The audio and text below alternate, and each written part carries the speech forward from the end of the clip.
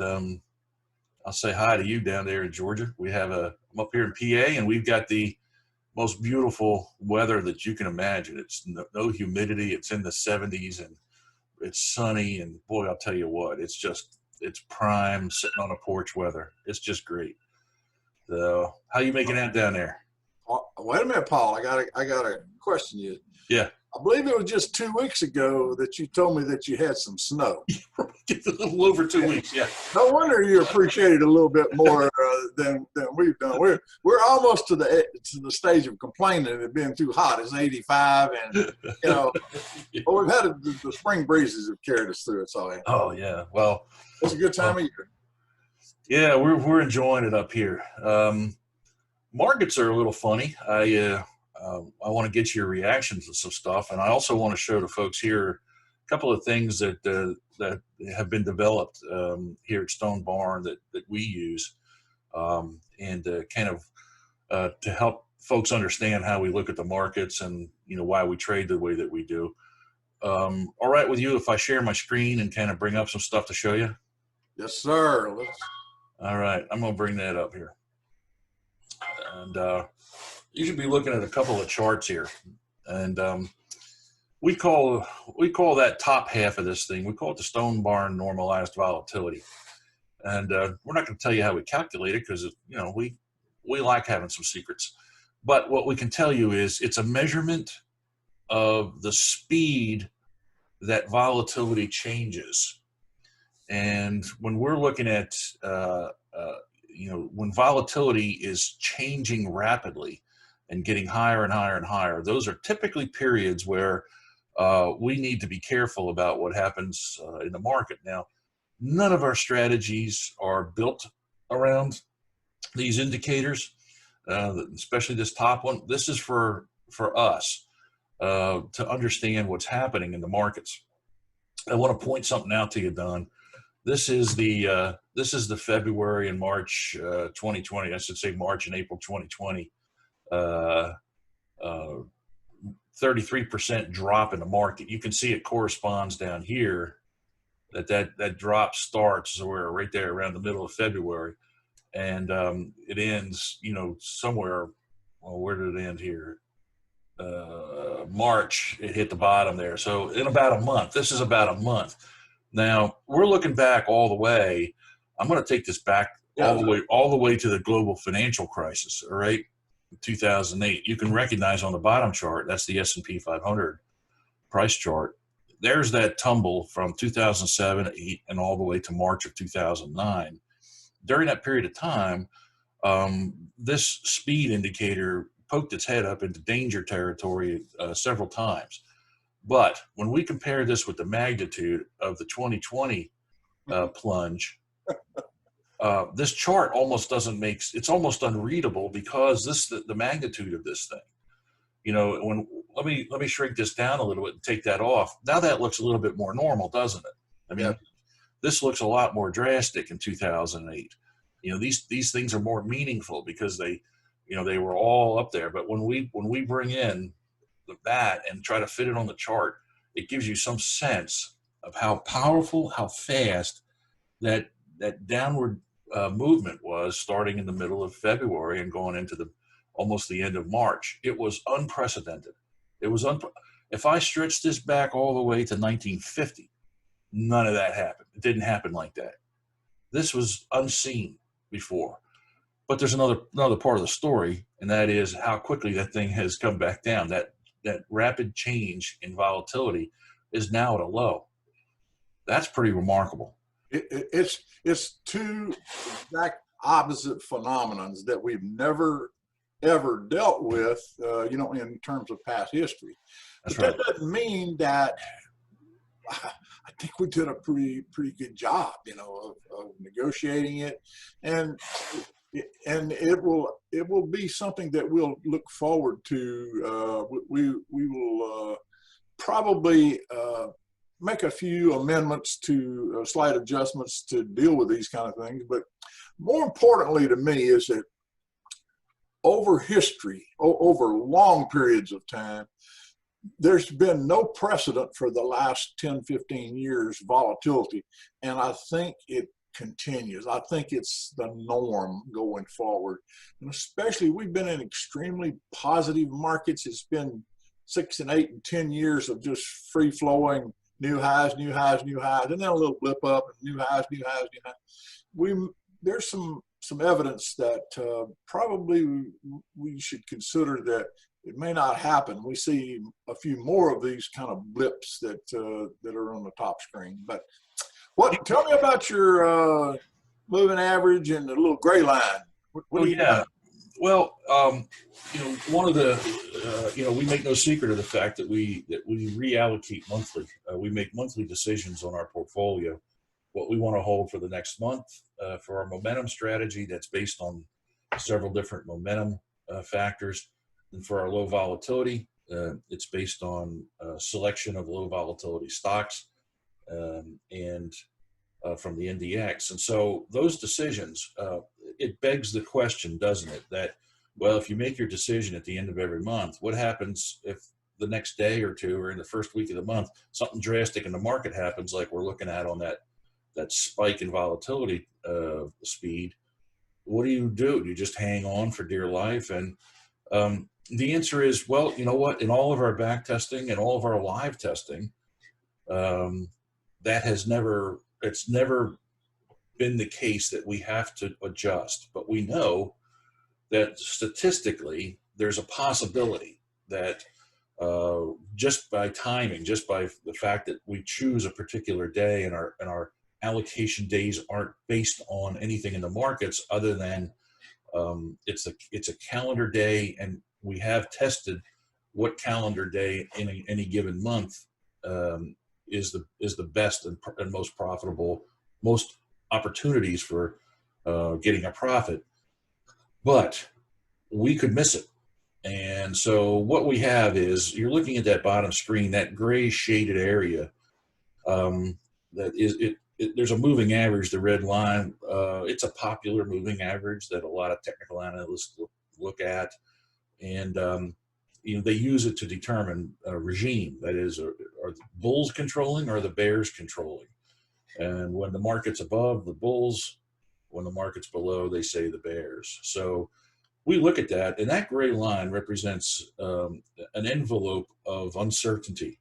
And when the market is right around this particular indicator at any given time, it tends to indicate that there's going to be some tug back and forth. The bulls and the bears are going to try to fight for who's going to retain control. And if we take a look at certain periods in here, you can see when you, like for instance, around here, when you get around that line, you can see up and down and up and down, back and forth, back and forth. That was the bulls and the bears fighting for control. It happens a lot. Look in here. The bulls and the bears fight for control until finally the bulls win out. The bears win out, but they fight back and forth until the bears win. So since this happens frequently, what we do is we've got a protocol in place that allows us, if we make a month-end decision when the market is in this envelope of indecision, envelope of uncertainty, that we are permitted to review our holdings and our allocations once or twice during the month to make any adjustments, so that we're not forced to sit through a month like we saw in March. It so happened that our decisions were made before the worst of that happened. But if our decisions had come way before and we were locked into a position, we would have had a way of adjusting for that. We'll talk more about this mostly to our subscribers. In fact, today the allocations are up on our website for our paying subscribers, and we talk a little bit more about this. But that's what that is, and it's just a fascinating. We're not talking about what the rules are. You and I know what they are. We don't want to give away our trade secrets, but we've got it built in here that we are not going to be hostage to a rapid market move like some of these things are, where you see these huge changes in the speed that volatility is increasing or decreasing at. So I'm looking at this, and I would say I would agree with you. This uh, speed indicator does not tend to stay low and at the bottom for very long. I expect that we'll see some volatility over the next few months. I also expect to see that we're going to see some whipsaws, and I could be wrong, and I don't care if I'm wrong in my opinion, but our strategies are built to take care of this. So you were telling me about some probabilities and distributions and stuff like that. I wasn't following you, but could you run that by me again? All right, this has been a couple of days ago. Paul's he's I put all these crazy stats out in front of him, but Yeah. the typical graduate student and the typical kid out of college that has a finance degree and had a couple of stock market classes were taught that the returns are normally distributed, and so we have a somewhat of a pretty nice bell curve. But one of the research people that we follow says that if a normally distributed stock returns, the single that the daily price moves of more than 4.5% would have occurred just 6 times. Uh-huh. They occurred, and this research is pretty old. It's occurred 366 times. And that's 64 times greater than what they should have done with a normal distribution. But to add to that we had 8 consecutive days around the middle of March that we had plus or minus 4%, actually more than that, to set an all-time high. So we must, as managers of assets and of our personal assets, we must have rules in place to deal with that. And that goes right back to your point of dealing with it between months. We don't want to trade too much, but we also don't want to be set up to have to wait a month till we do something. Right. And like I say, in all of our back testing and live testing, there has not been an occasion where we had to make a change mid-month, but we can if we need to. Yes. That is built in and mixed into the sauce. Yes. So absolutely. Yeah. Well, good stuff. I guess, to use the parlance of a statistician, you're talking about if you look at a distribution curve, you're talking about fat tails, right? I got a couple of jokes, but I'm not going to tell them here. No jokes. Oh my goodness. Yeah. Well, that's good stuff, man. I appreciate you bringing them out. So we'll see what happens this coming month. We've made a few allocations. We are still not holding any low volatility stocks, so they're still volatile, which is unusual. But it does take time for those low volatility stocks to come back into range. You might remember I did some testing while we were, kind of looking at each other's screens last week, and at what level are these stocks in terms of their cumulative, I should say aggregate volatility right now, and they're close. Our filter is set at a certain level of volatility, and volatility has come down to where it's close to where we would have an opportunity to begin owning low volatility stocks again, but we're not there yet. Yeah. Paul, in terms of volatility, I had a conversation with a mutual friend about the VIX indicator, the volatility indicator, the fear indicator. And it's nothing but put options that the institutions are using for insurance.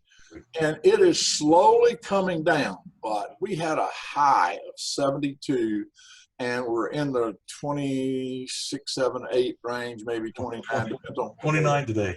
29 today. Okay. And so it's sort of verifying why we can't get those low vol things in there yet.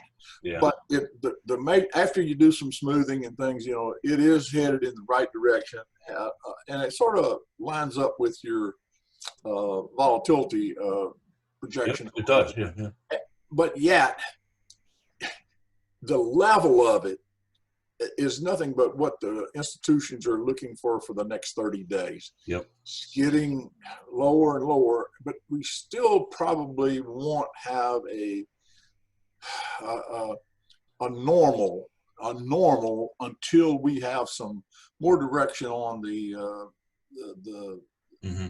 solutions that we've had to deal with in terms of the pandemic types of things. I agree with you. So a week ago was Memorial Day. I didn't tell you. I think maybe I did, but we cooked a brisket up here. We smoked a brisket up here, beef brisket. I don't think we did it kind of Georgia style. We went more with a Texas style with a dry rub and all that stuff. But boy, I'll tell you, it was good. And I think we just finished that up this past weekend. I had another sandwich with the left. Well, those sandwiches are the things that make it even better. So I'll tell you, that stuff's good though. But all right, my friend. Well, we'll see what happens this month. We'll be back in about 2 weeks and kind of do a mid-month look and see where we are. Maybe we'll be able to comment a little bit more on this envelope of uncertainty and what happens. Well, it'll either stay in the envelope of beating and banging the bulls and bears fight, or we'll clear it to the upside, which would be pretty bullish as far as I'm concerned. Yeah. Or we could go below it, and should that occur, we'll be put in a position to take some action for. That's correct. That is correct. You're right, sir. All right. I will see you. Talk to you soon. Sure. Have a good day. Bye-bye.